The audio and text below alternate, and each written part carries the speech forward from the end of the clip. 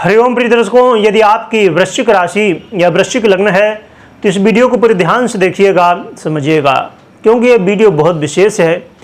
जैसे कि आपने पढ़ा थंबनेल में, अब क्या होगा 25 मार्च के बाद, क्योंकि प्रिय दर्शकों जो ग्रह स्थिति में 25 मार्च को परिवर्तन होने जा रहा है वो बहुत विशेष है, बहुत खास है। क्योंकि हर व्यक्ति के जीवन में आज के समय में जो सबसे महत्वपूर्ण प्रश्न होता है और ज़्यादा प्रश्न होता है, जब मैं कुंडली विश्लेषण करता हूँ या किसी से बात होती है, या ज़्यादातर लोगों के जो प्रश्न होते हैं यही होते हैं कि यदि फाइनेंस की स्थिति हमारी बेहतर हो जाए, मजबूत हो जाए, तो फिर हमें बाकी अन्य जो समस्याएं हैं उनसे बाहर निकलने में बहुत आसानी हो जाएगी। और सही बात भी है, आज के समय में धन पैसा बहुत महत्वपूर्ण है, इसलिए इसकी स्थिति में अब परिवर्तन होने जा रहा है, इसलिए समझना बेहद जरूरी है। प्रिय दर्शकों, 25 मार्च को बुध राशि परिवर्तन करने जा रहे हैं, जो कि आपके आय भाव के अधिपति हैं, फाइनेंस के अधिपति बनते हैं, और साथ में आपके अष्टमेश भी बनते हैं। और अब ये मेष राशि में गोचर करना प्रारंभ करेंगे 25 मार्च से। तो ये मंगल की राशि है, और मंगल की राशि में देवगुरु बृहस्पति पहले से ही गोचर कर रहे हैं। तो जैसे ही बुध आ जाएंगे तो यहाँ ज्ञान योग का निर्माण हो जाएगा, इसे राजयोग की संज्ञा प्राप्त है। तो अब यहाँ समझने वाली बात इसलिए है कि ये तो आपके आय भाव के अधिपति हैं, साथ में अष्टम भाव के अधिपति हैं, तो अकारक ग्रह, परंतु साथ में और भी स्थिति क्या बन रही है कि एक तो मंगल की राशि में, फिर दूसरी बात देवगुरु बृहस्पति के साथ, फिर तीसरी बात एक और भी बन रही है कि ये आपके षष्ठम भाव में गोचर करेंगे। तो अब ये आपको शुभ परिणाम क्या देंगे, क्या सावधानी रखनी है और क्या उपाय करने हैं, आइए समझते हैं। प्रिय दर्शकों, आप अपने जीवन में यदि धन को लेकर चिंतित थे, बहुत ज़्यादा आप मेहनत कर रहे हैं, आप डबल जॉब कर रहे हैं, या आप अपने जो भी काम कर रहे हैं, चाहे आप व्यापार कर रहे हों, नौकरी कर रहे हों, वहाँ पर बहुत ज़्यादा प्रयास कर रहे हैं कि पैसा थोड़ा और भी ज़्यादा आए, परंतु बहुत कोशिश करने के बाद भी कामयाबी नहीं मिल रही है। तो ये समय होगा जिस समय आप प्रयास कर सकते हैं, तो पूरी तरह तो नहीं, परंतु पहले से बेहतर स्थिति फाइनेंस की बनेगी, अर्थात धन आगमन के मार्ग खुलने वाले हैं।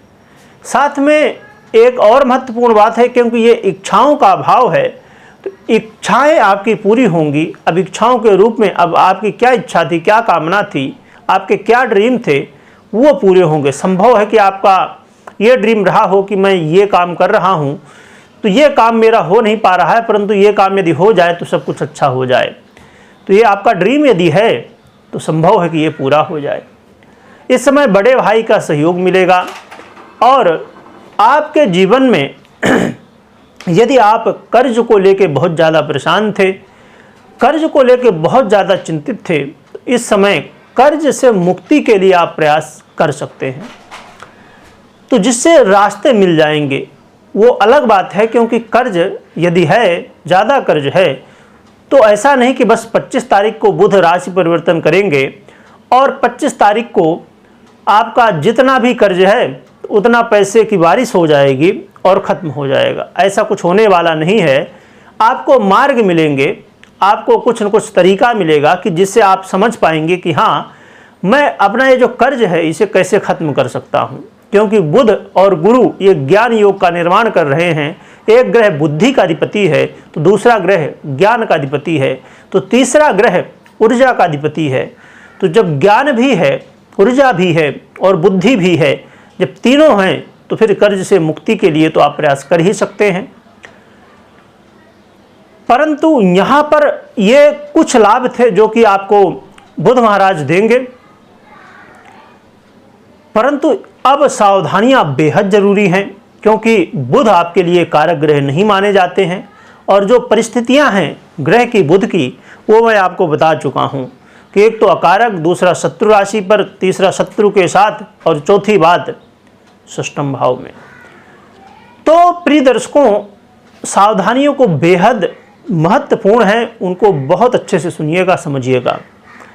अब क्या सावधानी रखनी है? सबसे पहली सावधानी, पैसे आएंगे तो, परंतु जाए ना, अर्थात खर्च ना हो जाए, क्योंकि इस समय खर्च की स्थिति बन सकती है।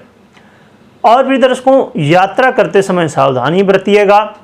हाँ, एक बात जरूर है कि जो लोग विदेश में अस्थायी रूप से रहना चाहते हैं, एक ये लाभ ही मैं बता रहा हूँ, और लाभ ये होने वाला है कि जो लोग अब ऐसे कुछ लोग हैं, और कई बार मेरे पास प्रश्न आते हैं कि मैं जाता हूँ पर फिर कुछ ऐसी गड़बड़ हो जाती है कि जिससे मुझे वापस आना पड़ता है, या कुछ लोग जैसे 1-2 साल 5 साल जॉब किए, फिर ऐसी स्थिति बनी कि उनको फिर भारत आना पड़ा।